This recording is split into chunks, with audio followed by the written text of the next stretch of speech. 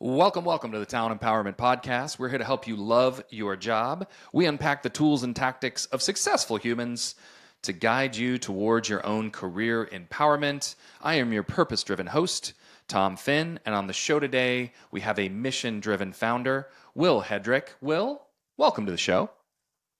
Thank you so much for having me, Tom. It is great to have you on, my man. You are definitely driven by purpose and mission, and I can't wait to get into all of the great work you are doing. So with that as a backdrop, let me tell you a little bit about Will. He is the founder and executive director of the Hedrick Project. It's a nonprofit on a mission to better animal, human, and environmental life globally. Now, he does this by using the power of media and storytelling to raise awareness and funds, and he distributes 100% of the public donations to his partners in the field. Will, let's start right there. What is the thought process and the detail behind the Hedrick Project? Yes, yeah. So the easiest way to get into it is to start with the three things that we do differently. First, we are an online giving platform, really empowering people to make the charitable difference that they want in the world. That's why our mission is so broad. Animal, human, and environmental life covers about anything that you would want. But our superpower is in, first, we allow you to pick and choose where your donations go. If you are really interested in sea turtle conservation, you can donate to that. If you're really interested in solving the homelessness crisis, you can donate to that. If you are like over 95% of our donors, you donate to the collective fund, and we distribute those evenly across all of our projects. The second thing that we really do differently is we handle money in a very unique way. We send 100% of donations directly to the field. If you swipe your credit card on our website, we even pay back credit card processing fees. We have to separately fundraise for things like my salary, rent, any other overhead costs that you could even think of. And then the third thing that I'm really excited and really proud of is that we prove the impact of every single donation. I have always hated the days and the way that nonprofits operate in some places that you only hear from them when you get a receipt at the end of the year and when it's time for you to donate again. So we're really bringing our donors along with this journey, showing what your donation can do and even what these small donations can do. And that's what I really wanted to start this nonprofit for, are the stories that you hear of one partner that we have drilling clean water, drilling wells for clean water in Uganda. $24 gives one person clean water. I would happily set aside that breakfast, a few coffees, whatever it is every month to give one person clean water. So bringing people along, really showing off what you can do and empowering people to do that. That's our superpower. And really excited to be working in the nonprofit space and to be doing this and bringing people along the journey with me. Yeah, I love the idea of 100% going back to your partners. But it does raise kind of the eyebrow of how do you keep this going, Will, when you've got to do that, but then you've got to go out and find money to pay yourself, your team, your technology, your financial partners, pay back those credit card fees, whatever it might be. There's real operating costs to running a business. How do you create sustainability with this thing? Yeah. Well, we'll just get that out of the way. It's not easy. It's not the easiest model to operate, but I knew that it was something that we had to do because, again, it's our partners. And the reason I started this is that I am so amazed at the extraordinary work that people are doing out in the nonprofit world. I have no business in running a sea turtle hospital, but my gosh, do they need some extra money, some extra awareness, and some stories being told about their work. So the need is clearly there. How we operate and how we do this is that we really show off what an operational donation can do when we're having these private conversations behind closed doors. The rule of thumb and what we really aim for is to keep a 1/3 operating cost to at least 2/3 going to the field. When you factor in all money coming in, we're really blowing that out of the water and keeping it a lot lower than that. So when you donate $100, to keep it simple, I mean, you're empowering $200 in donations the other way. The other key aspect to keep this sustainable is that we're having multi-year conversations. I would rather, Tom, if you were to give us $100,000 right now, cut it into two, cut it into three, cut it into five, so that we can think long term, because that's where success really comes into this. Yeah, I like that idea. Try to find long-term partners. What is the largest gift that you've received that you are redistributing to your partner organizations? Yeah, so on the philanthropic side, we are in talks of a lot larger donations and grants coming up. We are our bread and butter right now is the $5,000 mark. That has really been what has been easy to talk to people, really quantify and get out the door. But we're excited to be having a lot more heftier conversations, for lack of better words. But knock on wood, I won't put anything out there yet that hasn't come true. But I'll be excited for. We've got an exciting 6 months ahead. Is what I'll say. Is what I'll say. Yeah, that's fair. I think when I go to your website, I can pretty quickly just support on a monthly basis with Yeah. even 10 or 20 or $40, right? If that's helpful. Do you tend to find that even that low amount of money can provide some value to folks? Oh my gosh, yes. And that's really what we are trying to do is engage the general public in giving. I think that our secondary mission really is to make the world a more charitable place. And so what's amazing is when you really get into the numbers. I mean, the example I always give is the 32 million or the $32 billion Netflix made in revenue last year, from a $7 subscription all the way up to 20. When we can really get into a larger amount of numbers of people, I mean, that $7 a month is, I mean, people wouldn't even bat an eye at that. That's not even something that you think about coming up on your credit card statement. So even if it seems like a small amount of money, when you partner that with 10 people, 100 people, 1,000 people, I mean, some very serious progress can be made in whatever you are interested in supporting. Yeah, beautiful. So, how do you find these partners that get the money from you? Because you're sort of I'm visualizing you as almost like a holding company that helps a bunch of different brands get their story told and becomes one place where we can donate money and then you distribute it for us as the consumer. You're helping me out. So, how do you pick your partners? How many do you have? Help us understand that. Yeah, yeah. So right now we have 12 partners, again, rapidly expanding by the end of the year. My assumption will be around 30 to 40 partners. How we choose our partners is based off of the causes and the missions that we want to focus on.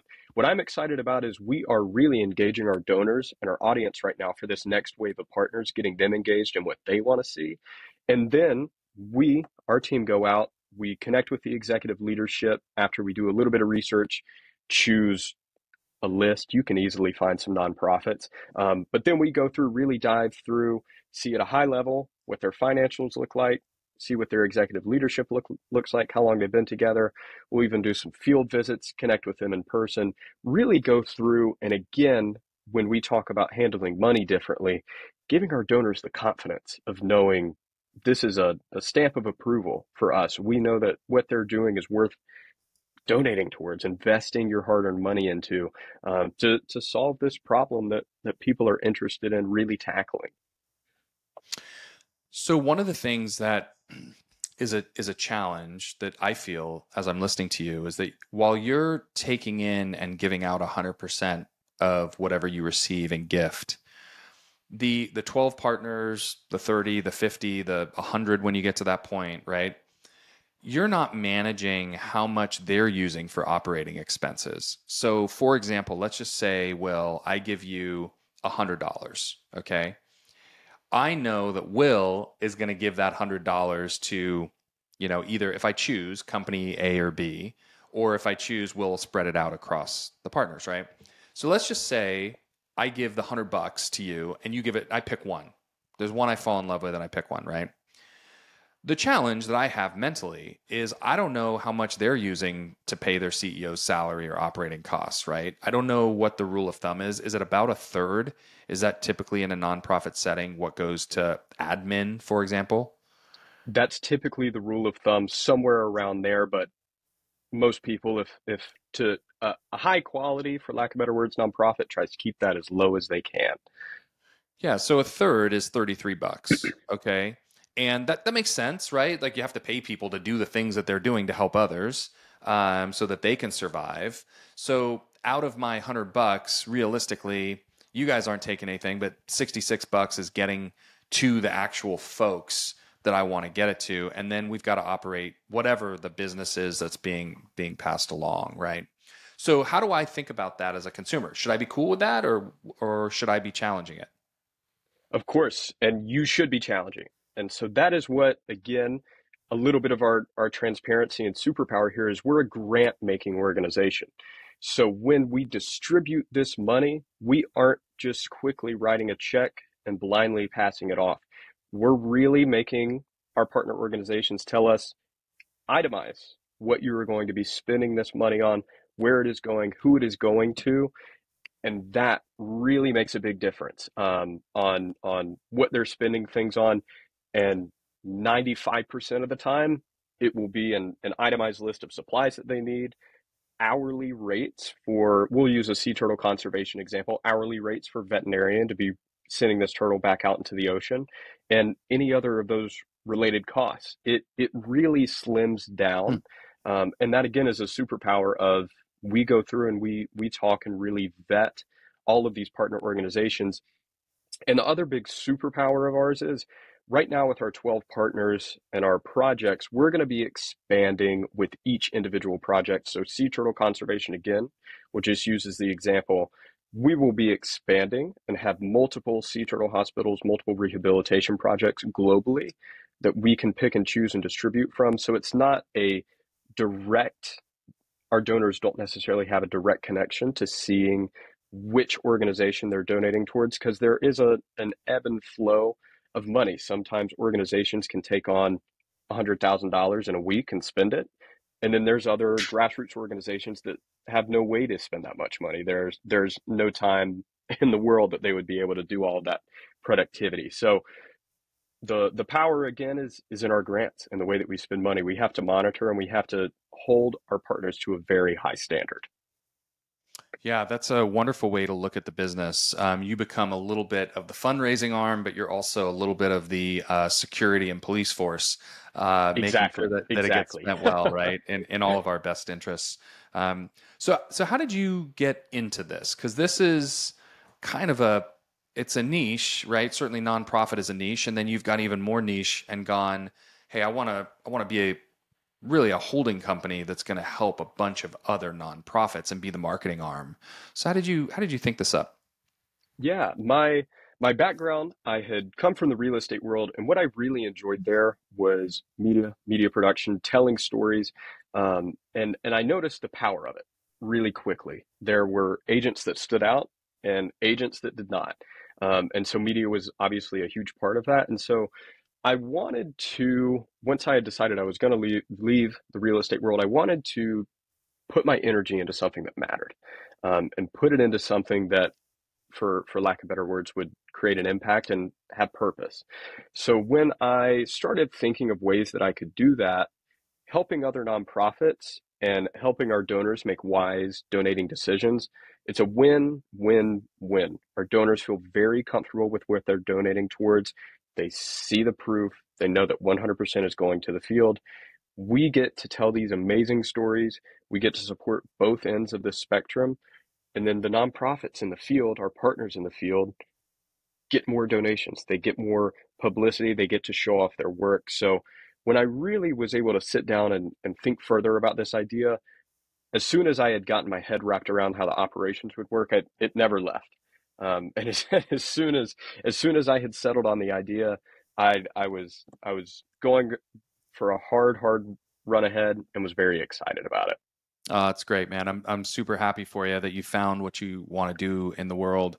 I think that's so important for all of us to figure out what we want to do, when we want to pull that trigger, how it'll Yeah. enhance our lives, and make us better contributors to society.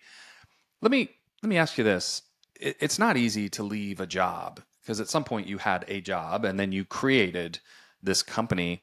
Um, what was that day like where you decided, you know what, I'm ready to just move on and I'm ready to go all in on the Hedrick project? Yeah, it was a difficult decision, but I think that I was used to it.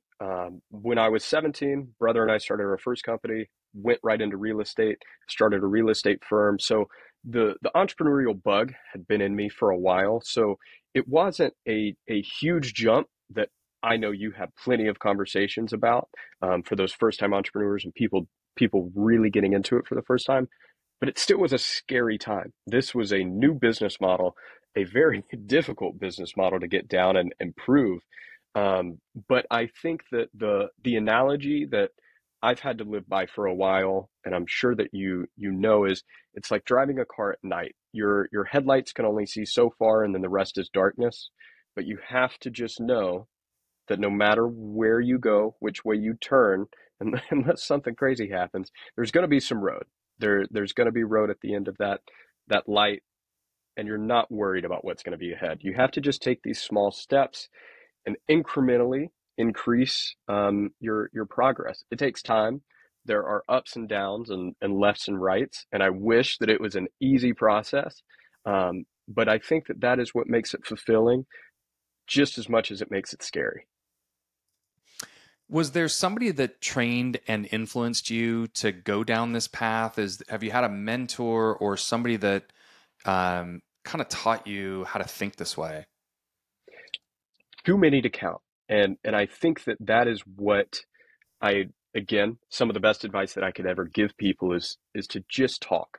I think that there are so many conversations to be had and so many lessons to be learned from anyone. I mean, there are so many professors I had in college, so many teachers I had in high school that I still stay connected with, so many amazing just nonprofit leaders that I had looked up to for a while, and then even just people's stories that I haven't met personally. I know the book sitting right behind me, high on the bookshelf, is Thirst by Scott Harrison, running one of my favorite nonprofits in the entire world, Charity Water. His story is amazing. I mean, even just being able to absorb that and take that in, no matter what, any conversation and any story, I think has been a helpful one. There's a lesson to learn in anything and from anyone. Yeah, well said. I think that's part of the gift of life is if you can continually educate, listen, keep your ears open, try to understand what others have done, where they failed, where they've been successful, what their journeys were like. You can speed up the time of education. You Yeah. can actually speed up your own path to success, which is, I mean, what a gift, right? Of course, of course. Well, and I think the best part, and again with what you're doing here, and then turn around and give it back to other people. Be that mentor to someone else and help them along the journey. Stick your hand out and really make a difference. It is, I think, one of the most fulfilling things that you can do. So you've got a mission-driven company. You've got a lot of projects that you're working on, and you built a early stage board of directors for your organization. As a founder, talk to me about how you did that. But I would love to know like why you pick certain personality types or what you were looking for when you were trying to build a board around you. Yeah. So our board of directors is very specific, and I did this for a reason of I wanted to have different people that think in different ways to be able to coach me on different things. That was a lot of different right there. But there are seven amazing, extraordinary people sitting on our board of directors that have each and every single one of them a different background. And when we sit down at a board meeting, I know each of them are going to handle and think about problems that we're facing and having differently. So we've got seasoned executives sitting in the corporate world, startup and founders and entrepreneurs. We've got attorneys, finance professionals, media professionals, fundraising professionals. So when I was really sitting down, I wanted to think if I mean even a C-suite example of your CEO, COO, CFO, and so on right there. I mean it's a diverse group of problem solvers. And so that was really what I was looking for. I knew that this was going to be a chaotic and hectic journey full of problems that needed to be solved. And I wanted to make sure that I can pick up the phone and have the right people right there to help me out along the way. Yeah, I think that's probably the biggest part of being a startup founder is having other people you can talk to, that you trust and admire, that you respect their opinion, that they have your best interest at heart. That's also critical when you're building a business because you do it on your own. There's so many lonely moments where you are by Yeah, yourself trying to think through, how am I going to do this? How am I going to pull this off? And having a board like that that's well structured and can give you advice is a gift in and of itself. exactly, exactly. And I think you hit the nail on the head because honestly, what I have called them and talked to them more are the emotional roller coasters going up and down on this. I mean, our legal chair, for example, is I think that he is such an extraordinary and amazing attorney. But man, I just talked to him about issues that I'm facing personally and problems that need to be solved, and not necessarily. I mean, it's probably a 90% to 10% split of actual legal conversation, because I don't want to say you can find quality like him everywhere, but you can find attorneys, but you can't find people to coach you along this mental game. That man is it is difficult at times. That is for sure. What's been the one thing that you are most proud of? Whew. I would say I think starting the Hedrick Project, because the difference in the person that I was 3 years ago working in real estate and the person that I am today, I wouldn't even I well, I guess not even necessarily the person. The difference in happiness and the difference in purpose in what I'm doing is night and day. I mean, the real estate world that I was in was commission checks and making as much money as you can, and you and me, and that was about the only focus. And now it is really what impact can I make, and how many lives can I change, and how many lives can we change, and how many donors can we really bring along on this journey to show how amazing giving back and helping other people is. So I think that I'm really excited to see where it goes, and my imagination is full of wonderful ideas as to where this is going. And I think we'll achieve a lot, but I think that starting it and taking the courage to put something bigger than me first was a big step that I'd say I'm quite proud of. Yeah, well, kudos to you, man. I think that's hitting the nail on the head, finding your purpose, being mission driven, and then having the guts to actually do it is where most people stop. They can think it. Most people think through, oh, I want to do this. I want to be successful. I want to start my own company. But there is a disconnect between the brain and the old hands. And most Yeah, people don't have the yeah. hands that actually go do the work. And it's difficult to do. I mean, again, it's that car analogy. You really have to go into this blindly, and you have to know that it, you can only see so far ahead, and then other steps and other things are going to pop up. But I also think that the biggest power that some of the best entrepreneurs that I've ever met have this. I'll have to paraphrase here. This screw it, I'll figure it out mentality of I don't necessarily need to know. We'll figure it out when the time comes, and not worry about it right now, because that's the hardest part is to really set worry aside and know that it will work out. And I wish I had some good advice on that, because man, I'm still figuring out how to do that. It's a hard thing to do, to put all of the worry, all the anxiety aside. But it definitely, I mean, things I would say work out, and if you're willing to keep going no matter what, it will work out, right? My favorite saying when it comes to this topic is don't solve problems you don't have. Yeah. That's it. Don't solve problems you don't have. If you don't have that problem, don't sit up all night trying to solve it because it hasn't arrived yet, right? Well, what do I do if X, Y, or Z happens? Don't solve that problem. Unless the problem is sitting on your desk, it is not yours to solve today. And I haven't heard that. That's a powerful way to look at it. And you're exactly right. Because I mean, it is the amount of time that you hear just the intense anxiety for problems that people are expecting to come. And then by the time that you've spent 2 weeks worrying about it, not moving, not making any progress, it's gone. And it's hard to do. It is hard to do. But if you can figure out whatever works for you, getting away from it, stepping away, exercising, getting outside, whatever it is, when you can develop and know what works for you, then you're heading in the right direction. Yeah, I agree. So, what do you do outside of your day job here at the Hedrick Project? What do you do outside of this to kind of cool off, keep your head level? What does that part of your routine look like? Yeah, I try and be as active as possible and spend as much time outside as possible, especially away from screens. The 8 to 10 hours on a computer takes it out of me for sure.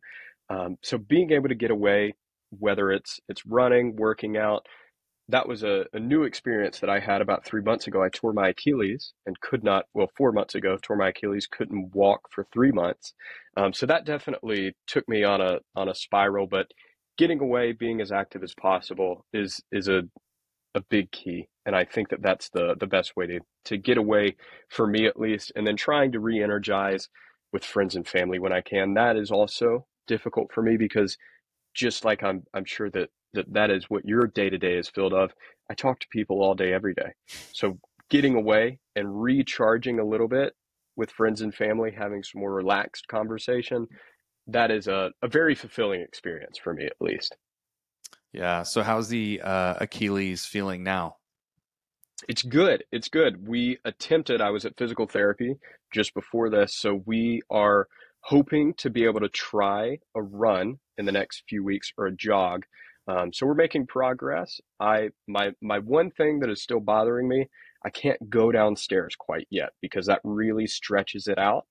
But making progress. I've never had a serious injury before other than this, so it's a new experience. That knock on wood doesn't happen again. But it's been honestly the physical therapy aspect has been really interesting and a lot of fun to be working on and seeing the progress come back. So, let me just highlight something that you just said. You have an Achilles injury that obviously hurts, has some requirements in terms of rehab.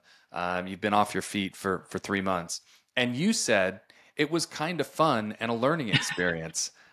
I look, I love the mindset. This is how everybody should be living. It's not something that happened to you. It's something that you took in a completely different direction and said, you know what? I can learn from this. I can grow from this. I can dive into physical therapy and try to understand what my body does more than I've ever done before. That is such a critical way of thinking for high performing people. Well, and I'm going to try and flip your quote back on you of not worrying about problems that you don't have, but also not worrying about things that you can't control. Yeah. I think that it is very difficult to control. Well, you can't. It's not very difficult. You can't do it.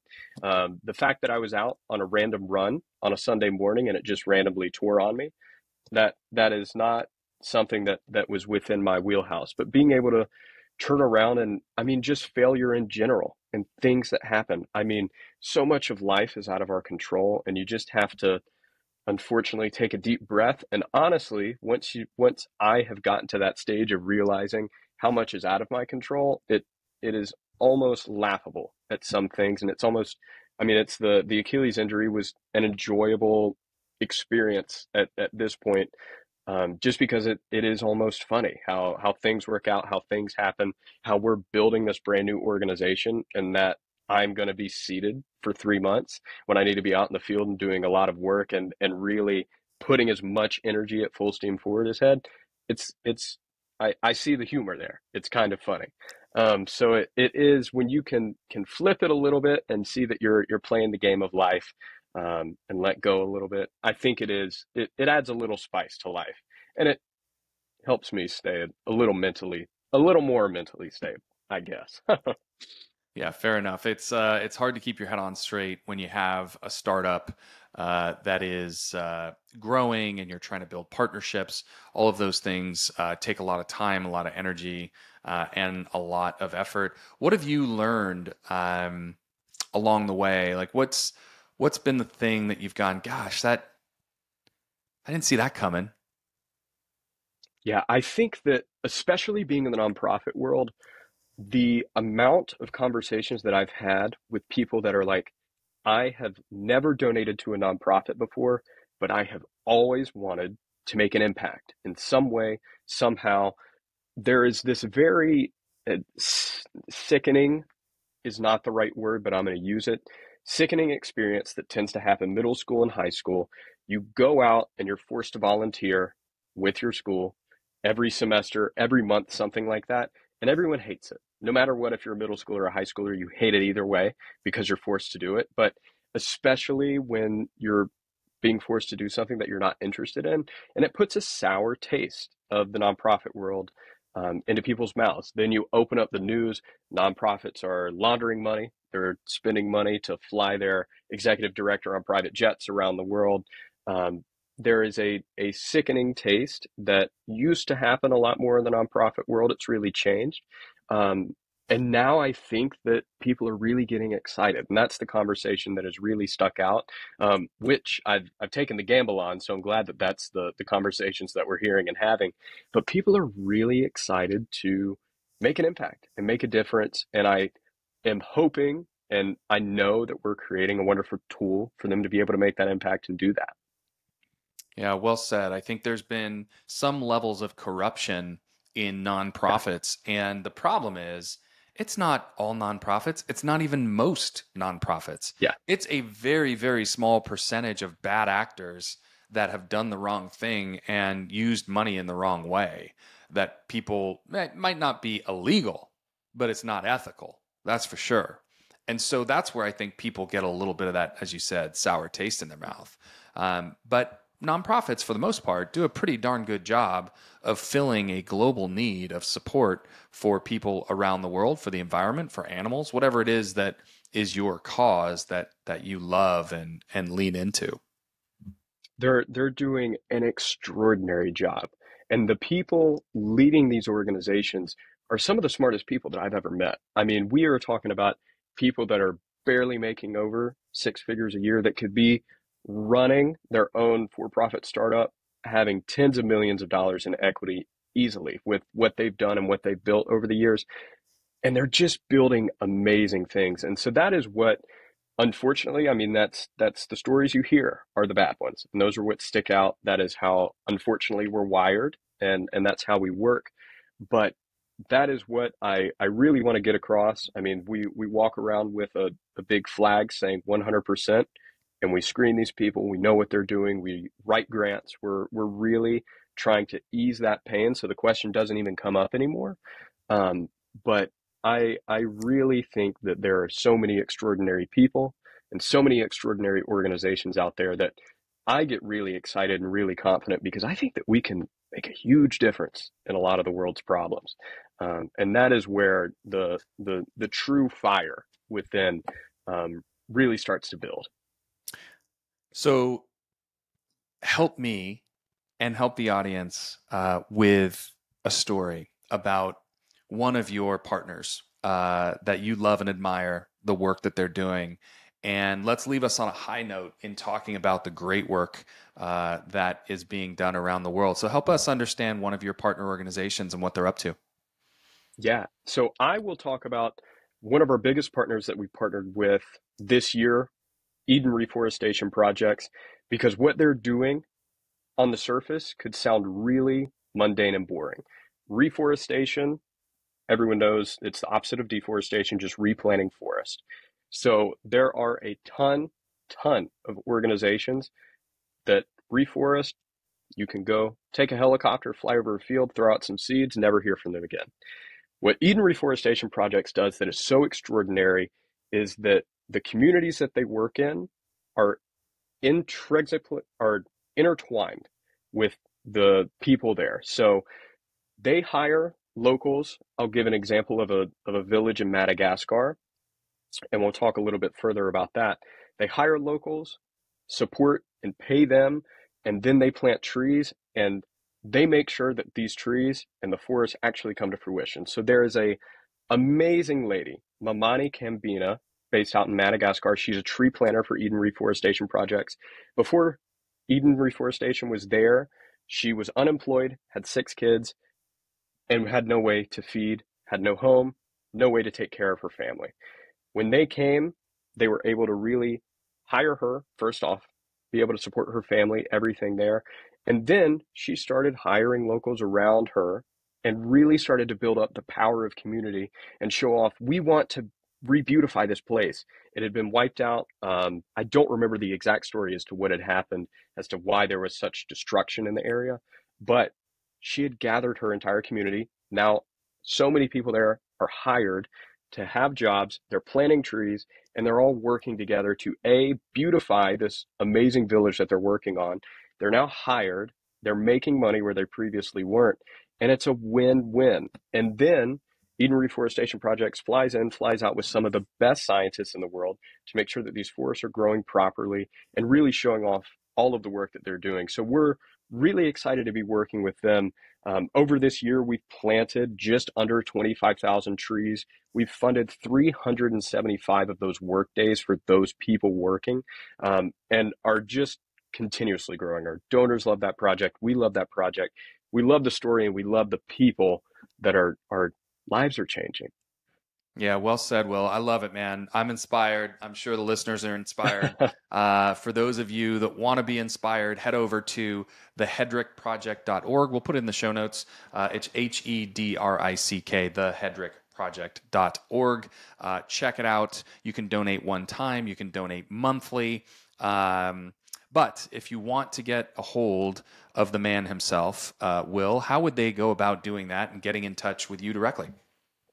Yeah, go onto LinkedIn, linkedin.com/Will Hedrick, Hedrick. About as easy as it can be. Send me a connection request. I'd love to connect with you all, talk, learn more, and just share purpose, talk further, connect, and do anything I can do to help. Yeah, wonderful. Well, I think you are doing a lot to help, Will. I love the mission. I love the value statement. I love how you're trying to help in new and different ways, source money for really important causes around the world. So kudos to you, brother, for figuring out this game. Of course. Thank you so much, Tom. Hey, man, thank you. Thank you for joining, and thank you for listening to the Talent Empowerment Podcast. We hope you've unpacked a few tips and tricks to love your job and also find a humanitarian portion of your heart. Get ready to dive back into all things career and happiness on the next episode. We'll see you then, my friends.